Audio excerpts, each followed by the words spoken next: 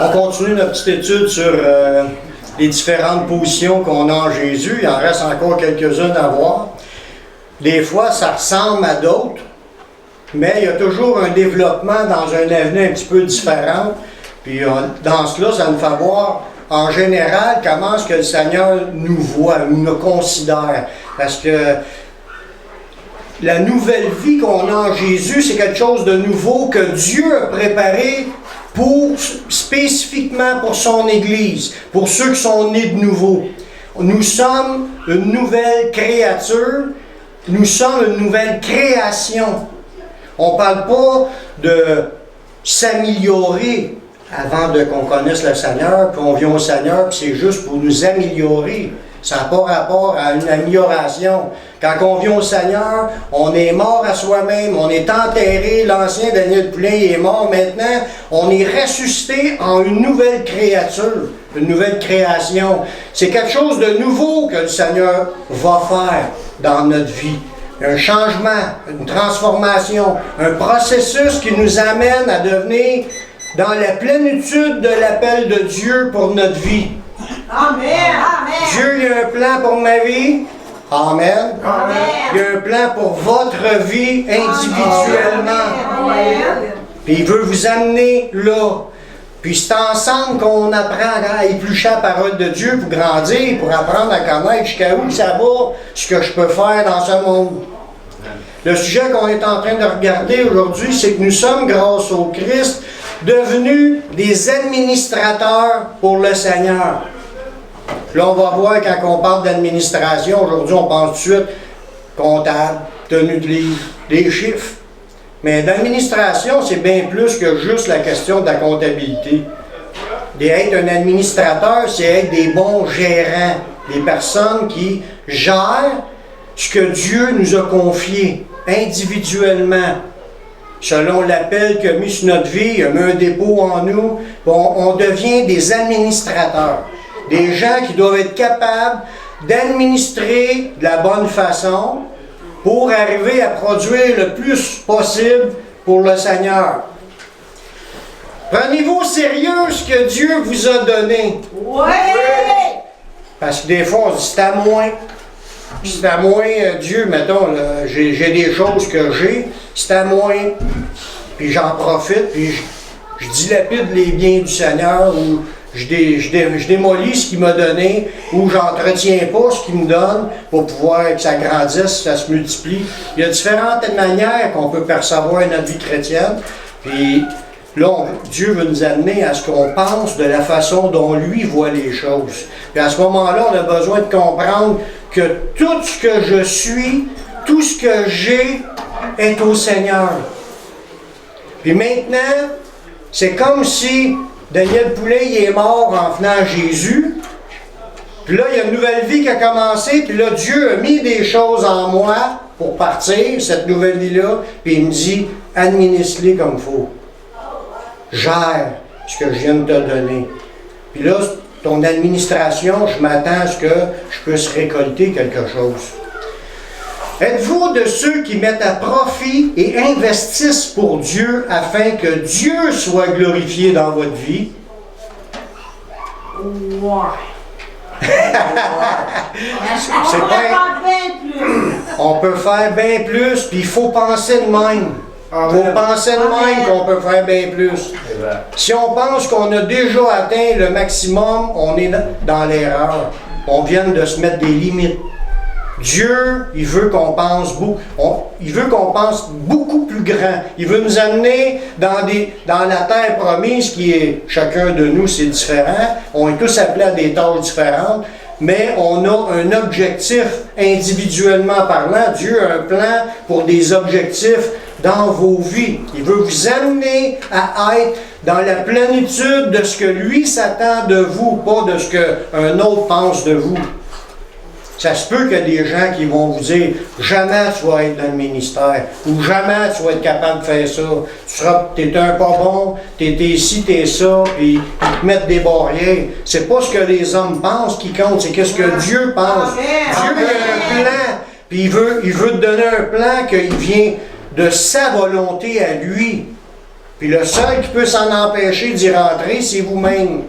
Si vous écoutez pas les bonnes affaires ou si vous investissez mal dans ce qu'il vous a confié. Mais Dieu, il y a de quoi de beau et de bon. Puis de grandiose. Puis même, ça peut être au-delà de ce que vous êtes capable de penser aujourd'hui. Peut-être qu'ici, parmi nous, il y a des gens là, qui vont gagner des milliers d'âmes pour Jésus. Là, on va dire, ouais, mais c'est pas évident qu'on évangélise pas assez ou on se voit des barrières, mais c'est pas que ce qu'on pense, c'est pas l'état où ce qu'on est rendu aujourd'hui qui compte, c'est où ce qu'on croit que Dieu va nous amener demain. Puis là, on s'en va dans la direction de ce que Dieu a préparé d'avance pour nous, afin qu'on les pratique. Puis, il ne faut pas se mettre de barrières, il ne faut pas laisser les gens nous mettre des barrières. Non. J'ai déjà de quoi. Si je développe ce que Dieu a mis en moi, ça va grandir.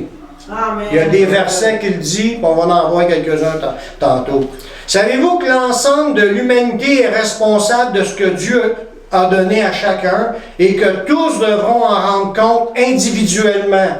C'est pas juste les chrétiens là, que Dieu regarde et qui va analyser. L'ensemble de l'humanité, même si les gens se disent toute leur vie, Dieu n'existe pas, puis moi je m'en vais direct dans le cimetière quand je meurs, ça finit là, même qu'il y aura la conviction au faux Dieu qui voudra. C'est pas son faux Dieu qui décide, c'est pas ses convictions qui décident. Dieu a décidé d'amener chaque personne à comparaître devant lui et de rendre compte individuellement, chacun pour soi, pour ce qu'ils auront fait de ce que Dieu leur avait confié. Amen. Dans l'Apocalypse, au chapitre 20, le verset 11 et 12, ça nous dit, ça nous parle du grand trône blanc. Trône de jugement, du jugement dernier, comme qu'on pourrait dire, c'est le dernier jugement pour les personnes. Puis ça s'adresse aux non-croyants, ce trône-là. À ceux qui ne croient pas en Jésus. Même s'ils étaient convaincus du contraire, ils n'ont pas le choix. Puis ça dit, je vis un grand trône blanc, puis celui qui était assis dessus, la terre et le ciel s'enfuient devant sa face, puis il ne peut plus trouver de place pour eux. Là, on voit que la création présente est disparue. Les gens, puis le grand trône blanc. Puis là, ils voyaient les morts, les grands, les petits qui se tenaient devant le trône. Pourtant, tout le monde disait, on s'en va au cimetière, puis c'est fini là. Non, ça ne finit pas là. Les gens vont comparaître devant le trône blanc, qu'ils veulent, qu'ils ne veuillent pas, qu'ils croient pas. C'est pas eux qui décident. Dieu leur a donné la vie, puis ils sont responsables de gérer leur vie conformément à ce que Dieu dit. Pas juste les chrétiens, l'ensemble de l'humanité. Là, ça nous dit, des livres furent ouverts. Il y a un autre livre fut ouvert qui est le livre de vie. Et les morts furent jugés selon leurs œuvres. D'après ce qui est écrit dans ces livres. Ça veut dire, il y a des livres qui s'écrivent à mesure qu'on vit cette vie. Puis tout ce qu'on a fait, ce qu'on a pensé, ce qu'on a dit, ce qu'on a fait, c'est écrit dans les livres de Dieu.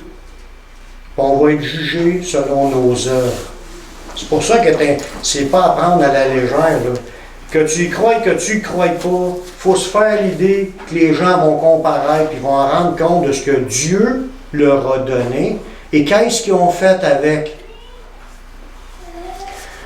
Nous aussi, en tant que nés de nouveau, des personnes sauvées par la foi en Jésus, nous devons prendre conscience que Dieu nous a maintenant déjà confié individuellement, parce qu'il nous a déjà donné, parce qu'on est nés de nouveau, des responsabilités, des tâches et des missions.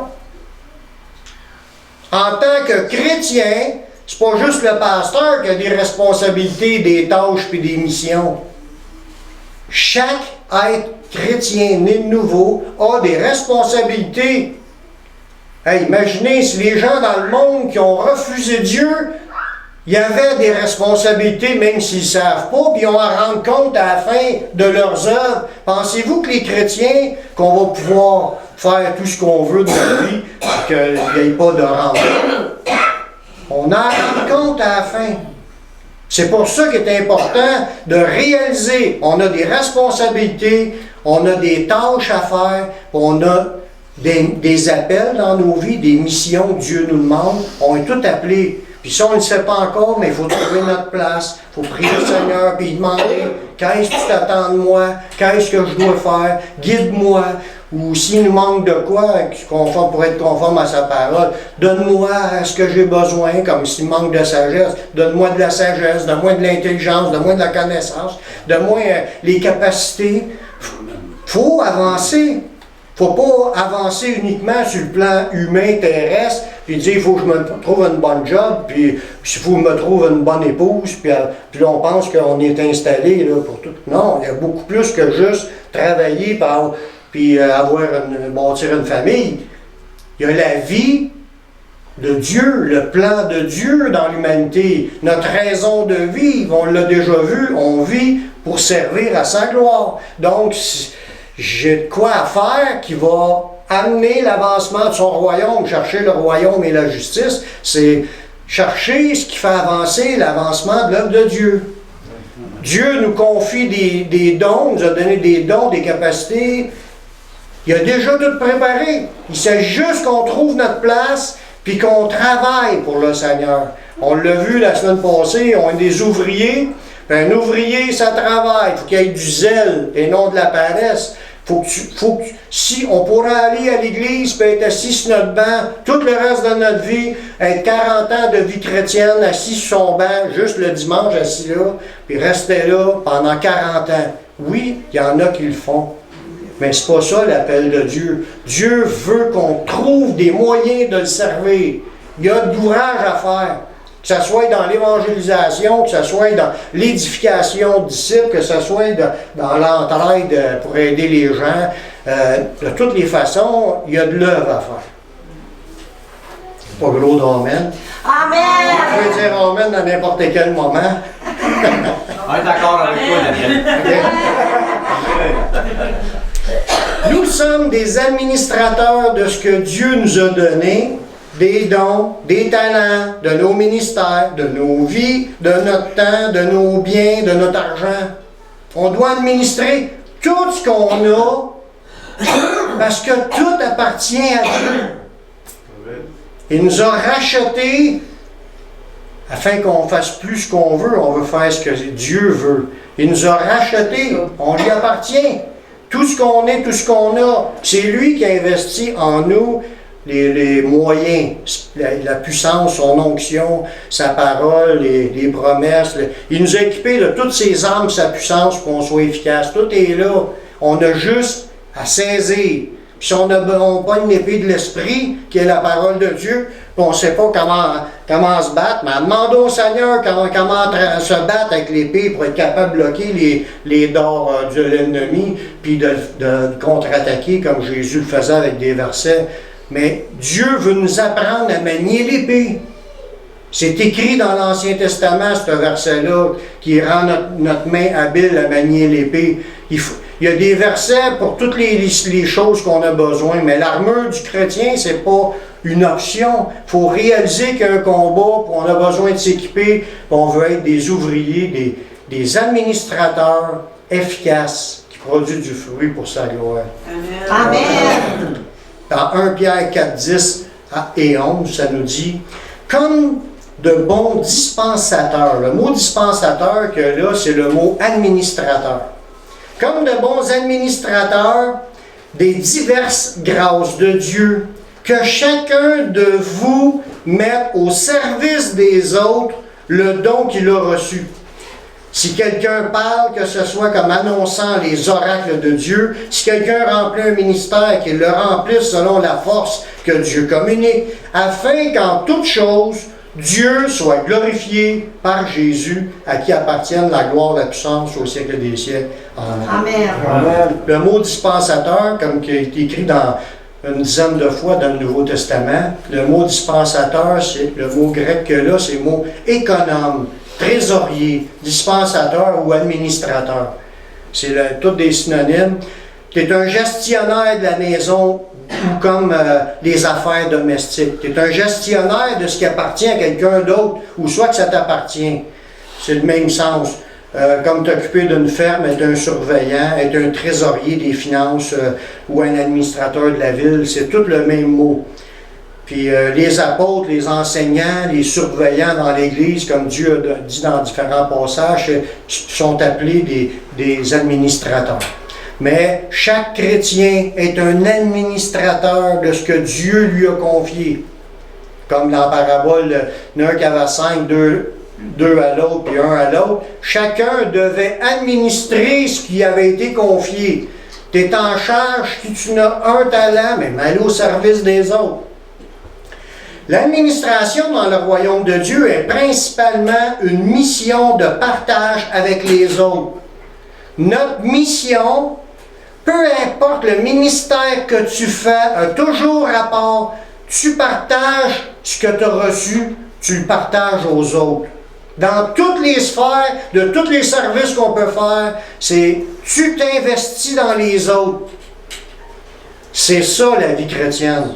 Être des gens qui vivent dans la foi au Seigneur, bien entendu, mais notre mission, c'est de s'investir dans les autres. Si tu fais de l'évangélisation, tu t'investis pour les autres, pour que tu puisses entendre le message. Si tu t'investis dans l'Église, que ce soit t'investir pour les enfants, t'investir pour la faire à manger, investir pour donner de la nourriture ou donner des vêtements, c'est toujours une vie versée vers les autres. Tout le monde. Si quelqu'un se dit, moi, j'ai pas besoin des autres chrétiens, puis je fais ma petite affaire tout seul, mais si vous pensez de même, vous êtes en dehors du chemin de Dieu. C'est pas des farces. Tout notre service doit être en fonction des autres. C'est ce que ça nous dit dans ce verset-là. Il dit, dans le verset 10, comme de bons administrateurs des diverses grâces de Dieu, que chacun de vous mette au service des autres le don qu'il a reçu. Tout ce qu'on a reçu, c'était pas pour moi. Ce que j'ai reçu, c'était pas pour moi. C'était pour les autres. Amen. Si j'ai le don de jouer de la musique, c'est pas pour moi, c'est pour les autres. Si j'ai le don de prêcher, c'est pas pour moi, c'est pour les autres. Si je suis capable de servir, j'ai la force puis je sers, c'est pas pour moi, c'est pour les autres. C'est la même chose pour tout le monde qui sont assis dans l'Église. Peu importe le nombre de dons, de talents que tu as, c'est pour les autres que tu l'as reçu, c'est pas pour toi-même. Dieu nous a pas équipés pour nous grossir la tête ou le nombril, de se penser le nombril du monde. Oui, il y en a qui servent de leur capacité pour s'enrichir puis de vivre le power trip tout seul. Oui, il y en a qui le font. Ils exploitent les autres, mais c'est pas le plan de Dieu. Le plan de Dieu, c'est qu'on réinjecte, on se réinvestit pour les autres. Amen. C'est ça la vie chrétienne. Amen. Peu importe le ou les dons que tu as reçus, que ça nous dit dans ce passage-là, c'est même si tu en auras juste un don. Ah, ben moi, je suis pas capable de faire beaucoup d'affaires, mais le petit peu que tu es capable, fallait pour les autres. Ouais. Chaque fois que vous avez fait cela à l'un des plus petits de mes frères, c'est à moi que vous l'avez fait. Quand tu sers les autres, tu sers Jésus. Oui. Ça, il faut le comprendre parce qu'il faut le vivre. Il faut le vivre, frères et sœurs, parce que c'est de même qu'on démontre notre foi. On démontre notre foi en ce qui est dit, en le faisant, pas juste en le savant. Le savoir, là, c'est comme le 1 Corinthiens 13. Il dit même si tu n'as pas d'amour, t'es rien. Si tu n'as pas l'amour, là, l'amour, c'est de vivre pour les autres. C'est pas l'amour de toi personnel, c'est l'amour des autres qui compte. C'est l'amour de s'aimer les uns les autres. Amen. Amen. Il y a deux sortes de travail qu'on voit dans ce verset-là. Il y a deux sortes comme de grands enlignements que tu vois là, détaillés, deux principales comme courants dans l'Église ou des façons de servir. Il y en a deux. Il y a ceux qui parlent et il y a ceux qui servent. C'est ça qu'on voit dans ce verset-là. Dans 1 Pierre, qu'on est dans 1 Pierre 4, le verset 11, là ça nous dit, si quelqu'un parle, que ce soit en annonçant les oracles du Seigneur, puis si quelqu'un remplit un ministère, ça veut dire si quelqu'un sert, qu'il le remplisse selon la force que Dieu communique. Donc, dans l'Église, il y a ceux qui parlent beaucoup, puis il y a ceux qui servent beaucoup. Ça fait partie du plan de Dieu, parce que Dieu n'a besoin des gens qui parlent. Amen. Amen. Ça prend des prédicateurs, ça prend des exhortateurs, ça prend des évangélisateurs. Ça prend du monde qui partage, qui rouvre la bouche, qui annonce les oracles de Dieu, qui parle de Dieu, qui parle de la parole de Dieu. Il faut parler. On parle aussi de nos expériences, on parle aussi de ce qu'on comprend. C'est pour aider tout le monde. Ça prend du monde pour l'écouter. Ça prend du monde pour écouter aussi. Amen. Puis il y a du monde qui sert dans cela. Parce que le monde grandisse puis ils se mettent à servir. Ceux qui parlent, ce sont ceux qui utilisent ce qu'ils ont reçu de Dieu pour distribuer la connaissance révélée par Dieu. C'est pas juste dans le temps de quand l'Église a commencé que ça a commencé. Dieu s'est servi de personnages parce qu'il nous dit si quelqu'un parle, que ce soit comme annonçant les oracles de Dieu. Quand tu rouvres la bouche, c'est pour parler des déclarations de Dieu, la parole de Dieu, les commandements de Dieu, les déclarations, les prophéties, les promesses. Tu annonces ce que Dieu dit, ce que Dieu a dit. Ça, c'est quand tu rouvres la bouche, c'est pour parler de Dieu. Puis là, ça a commencé, comme je vous disais, avant les apôtres, les premiers prophètes qui ont commencé à parler dans le nom de Dieu. Les premiers qui ont commencé à servir, c'est pour annoncer les oracles de Dieu. C'est les premiers prophètes qu'il y a eu au début de la création. Si tu lis l'Ancien Testament, tu vas voir. Ça a commencé déjà à Adam et Ève qui ont reçu les paroles de Dieu et qui auraient dû se les partager. Mais après ça, il y en a d'autres qui ont invoqué le nom de l'Éternel. Il y a Caïn et Abel, ils ont appris de Dieu la manière qu'il fallait qu'ils s'approchent de Dieu, mais quand ils l'ont su que c'était avec des animaux, qu'il fallait offrir en sacrifice, les suivants, les descendants, les concitoyens ont écouté, ils ont écrit ça à quelque part pour qu'on l'ait encore aujourd'hui, ils ont transmis ça, cette connaissance révélée-là, ils ont parlé, ils ont annoncé aux autres, puis ça se transmet de génération en génération, jusqu'à temps que ça soit écrit. Tous les enseignements de Moïse, quand il a reçu ça, lui, il a tout écrit, tout est transmis, tout ce que Dieu a dit, c'est transmis verbalement. Ça a été mis par écrit, mais il y a toujours quelqu'un quelque part qui reprend ce qui a été dit, puis il le reconfesse. Fait que la parole de Dieu, il y a plein de monde qui ont encore la parole de Dieu dans leur bouche, puis c'est leur ministère de répandre la connaissance, la révélation de ce que Dieu nous a donné. Amen. C'est un trésor. C'est un trésor. Parce que s'il n'y aurait pas eu ce monde-là pour faire cela, on n'aurait pas la connaissance de Dieu qu'on a aujourd'hui. Si ça nous a été donné dans la Bible, tout ce qui a été enseigné et révélé, c'est parce qu'il y a eu des porte-paroles, des gens qui ont ouvert la bouche, puis ont répété ce que Dieu disait. Puis pour que ça vienne finalement être écrit, puis quand ça a été écrit, mais ça a été gardé à travers les siècles, on les a encore aujourd'hui. On est en train de se nourrir aujourd'hui des paroles qui ont été proclamées depuis de plus de 2000 ans et plus. Parce qu'il n'y a pas eu d'autres ajouts à rajouter à ce qui est écrit. On n'a pas le droit d'ajouter à ce qui a été écrit. À la fin de l'Apocalypse, c'est bien dit. Si quelqu'un rajoute quelque chose, Dieu va le frapper de la part des plaies qui sont écrites dans ce livre. Si quelqu'un retranche quelque chose de ce qui est écrit, sa part sera retranchée de l'arbre de la vie. Ce n'est pas des farces. On n'a pas le droit de modifier ce qui a été proclamé par l'Esprit de Dieu. C'est Dieu qui a parlé. Puis ça, c'est important de comprendre que même aujourd'hui, 2000 ans après, il y a encore des proclamateurs, des gens qui sont utilisés par le Saint-Esprit pour proclamer, pour répéter pour les paroles de Dieu. Puis ça c'est encore là, ça change des vies, ça transforme des vies. C'est la puissance de Dieu en action. Et c'est-tu en pratiquant la loi que vous avez reçu l'Esprit ou c'est par la prédication de la croix? C'est en prêchant la parole que les gens peuvent être sauvés. C'est en prêchant la parole que les gens peuvent recevoir le Saint-Esprit. C'est suite à la prédication de la parole. La parole de Dieu, c'est une puissance. C'est une puissance. C'est la puissance de Dieu qui sauve des vies. Puis si vous êtes sauvés, assis sur votre chaise, sauvés, c'est parce que vous avez entendu prêcher. Vous avez entendu proclamer.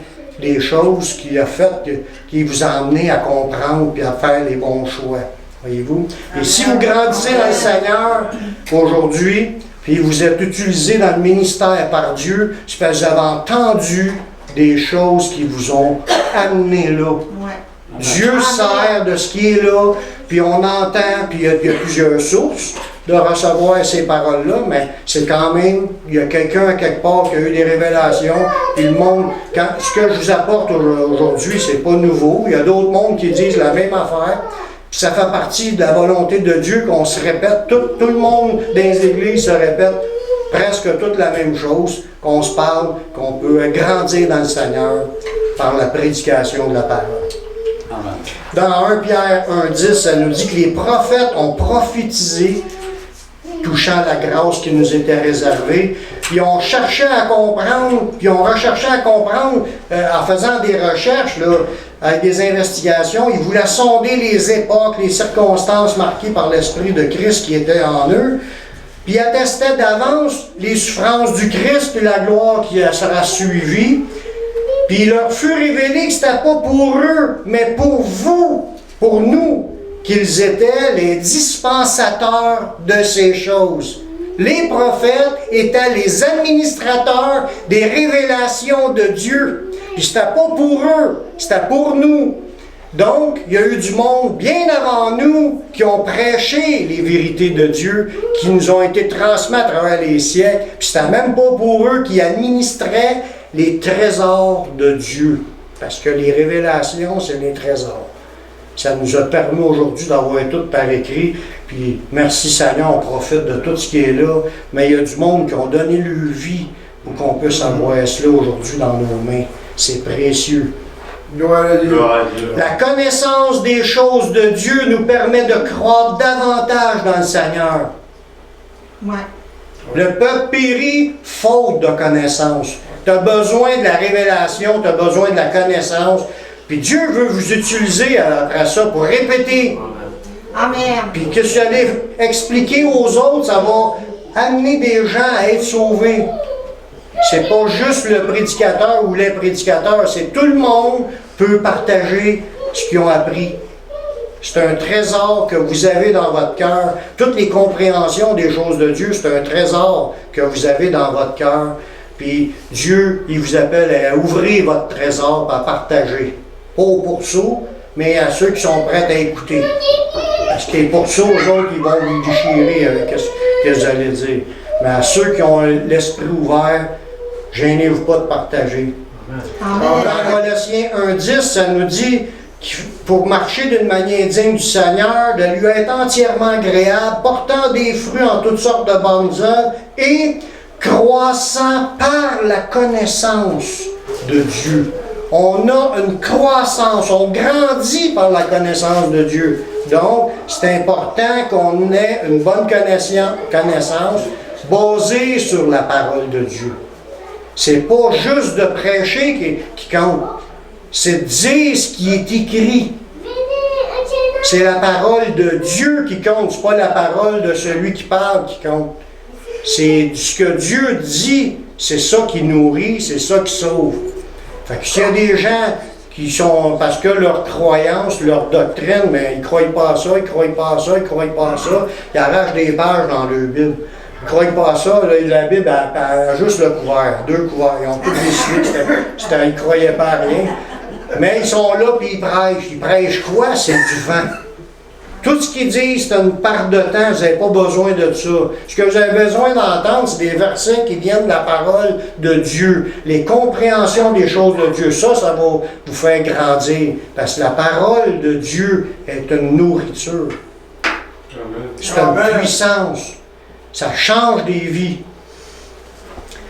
Puis il y a ceux, ça je dis là, je vous parle de ceux qui parlent, parce que c'est le don.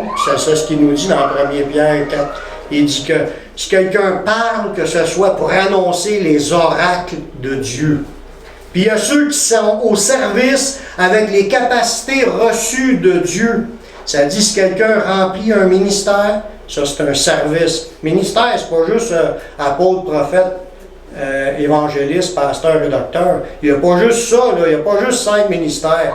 Tous les ministères de compassion, des miséricordieux qui disent dans la Bible, c'est des gens qui ont pitié des autres et qui veulent aider. Il y a du monde qui ont faim, tu leur donnes à manger. Il y a du monde qui sont nus, tu vas les habiller. Il y a du monde qui a besoin d'être aidé pour faire quelque chose. Tu vas y aller les aider. Mais ceux qui sont capables d'aider les autres, parce que c'est des gens qui aiment rendre des services, puis vous faites ça pour le Seigneur, vous êtes en train de servir le Seigneur, c'est votre ministère. Le Seigneur vous a donné la capacité, puis vous mettez vos dons pour aider les autres.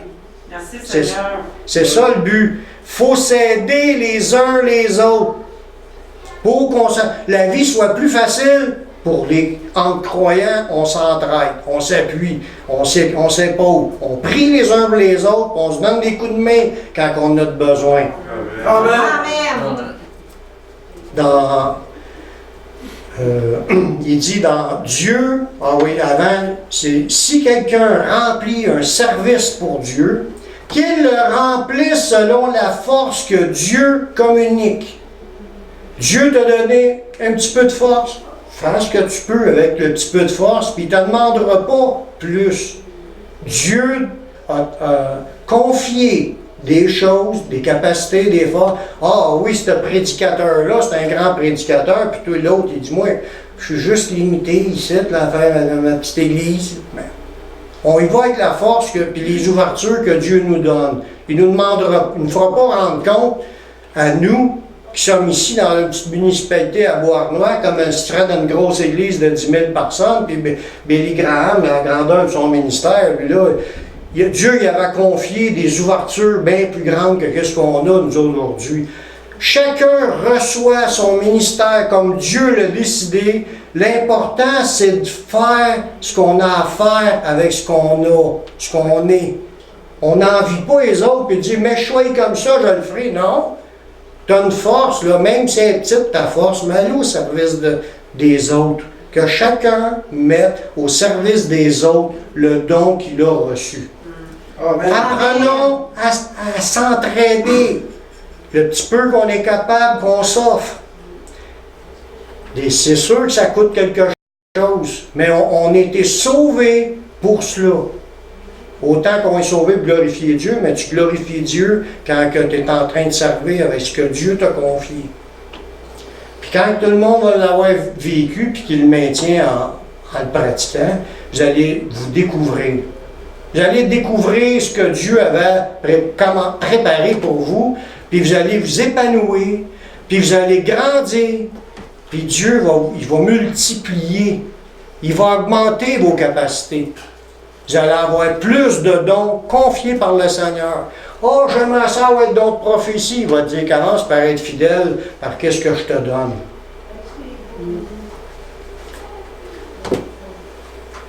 Dieu se rappellera de tous les investissements dans tous les services rendus à ses enfants. Dieu n'oubliera pas ce que vous avez fait et quelle part vous avez pris pour soulager la souffrance des autres. C'était le plan de Dieu, puis Dieu savait que tu serais dans une église qui aurait tel et tel besoin, puis il savait que tu avais équipé de telle et telle capacité de pouvoir aider ces besoins-là. Go! Donne-toi! Tu es en train de servir le Seigneur, puis Dieu ne l'oubliera pas, puis Dieu va récompenser. Il dit dans Hébreux 6:10, Dieu n'est pas injuste pour oublier votre travail et l'amour que vous avez montré pour son nom, ayant rendu et rendant encore des services aux saints. Ce que je remarque là, il dit, Dieu n'oubliera pas l'amour que tu as montré pour son nom. Ah, ça c'est facile. J'aime Jésus. Êtes-vous capable de dire ça? J'aime Jésus. Ah, c'est facile à dire. J'aime Jésus. Oh, tout le monde est capable de dire j'aime Jésus. Mais tu vas montrer ton amour pour son nom quand tu vas rendre des services aux saints. Oups! C'est dans l'action que tu y montes. C'est facile de dire. Le diable avec, il peut le dire. Même s'il ne croit pas, là, il croit en Dieu, mais il ne croit pas pour suivre Jésus. Là. Mais n'importe qui peut dire ça, j'aime Jésus. C'est facile à dire. Mais c'est en mettant en pratique tes dons dans le service de Dieu. Jésus dit, si tu m'aimes, garde ma parole. Amen. Amen. Mets en pratique. Puis là, il va nous dire, sers, mets tes dons au service des autres. Tu vas me montrer que tu m'aimes. Mais là, si on veut grandir là, dans le Seigneur, il faut le faire. On va, si Dieu le permet, j'espère qu'on n'en manquera pas. À chaque occasion qu'on a de pouvoir s'entraider, de pouvoir servir dans l'Église et dans l'évangélisation, il faut se donner, frères et sœurs. Si je dis, moi je fais ma petite vie chez nous, puis je reste toujours chez nous, puis je m'implique dans rien, puis j'écoute la TV à l'année longue, je suis en train d'enterrer mon talent. Je joue à des jeux. Dieu veut qu'on sorte, qu'on fasse ce qu'on a à faire. Il y a des choses à faire, impliquons-nous à quelque part. Au moins une affaire pour commencer. Après ça, vous verrez, le Seigneur va vous augmenter vos capacités, puis vous allez grandir, puis il va vous utiliser dans de plus grandes choses. Ce que Dieu demande à ses administrateurs, c'est que chacun soit trouvé fidèle. Être fidèle, là, ça veut dire, tu es en train de le faire. C'est pas juste quelqu'un qui sait qu'il l'a, c'est quelqu'un qui est en train de le faire. Tu sers, tu te donnes, il y avait une entrée à pelleter, un exemple. Il y a une entrée à pelleter, il y a du monde qui vient, puis ils pètent. Mais il y avait ça à faire, c'est un besoin, puis ils le font. Il y a d'autres choses à faire, il y a de la bouffe à donner, mettons, qu'on a besoin des... T'emmènes des cannes, puis t'es pas obligé de t'endetter pour les amener. Tu peux les amener une fois de temps en temps. Tu penses aux autres. C'est ça qui est le point, là. On veut penser aux autres. On a de l'argent, on va aider quelqu'un. De toute façon, on n'emmènera pas quand on va mourir. On meurt, tout reste là, puis les autres vont savoir comment le dépenser. Mais on n'est pas obligé de laisser notre héritage là. Dans ce moment-là, on n'est pas riche pour Dieu. On est riche pour nous. Ah ouais, 100 piastres dans notre compte, il va rester là. Je ne dis pas qu'il ne faut pas économiser rien, là, mais il faut être généreux. Voyez-vous, c'est ça qui est de notre temps, de notre argent, de nos efforts, de nos prières, etc.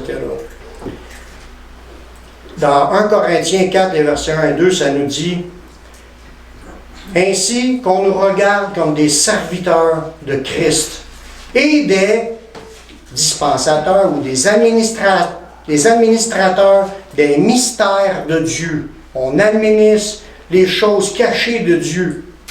Du reste, qu'on demande à des administrateurs, c'est que chacun soit trouvé fidèle. Être fidèle, c'est être là. Tu comptes sur quelqu'un. Si moi, j'ai une tâche à faire, mettons un exemple, là, je demande à quelqu'un, paye sur le piton record avant la réunion. Si je demande à quelqu'un, puis la personne dit oui, elle répond aux besoins, puis quand ça arrive le temps d'y aller peser, il faut qu'elle se lève et qu'elle aille peser. C'est un exemple que je donne.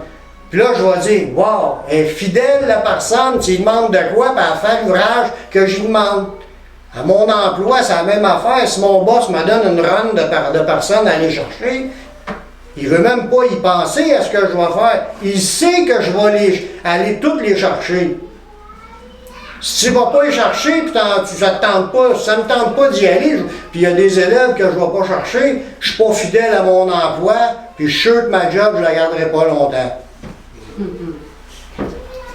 Le moindre des choses, c'est de faire ce qui nous est demandé. Amen. Amen. Si Dieu nous a confié des affaires, soyons fidèles dans ce qu'il nous a déjà confié, dans nos talents naturels comme les talents spirituels. On se donne au Seigneur, puis on est fidèle. Puis après ça, le Seigneur va dire, « As-tu vu mon serviteur Job, comment est-ce qu'il m'aime, puis il me sert, puis il me craint, puis tu sais. Dieu connaît ses brebis, puis il sait si on est fidèle ou pas, ou si on est paresseux, ou si on est des gens disposés. »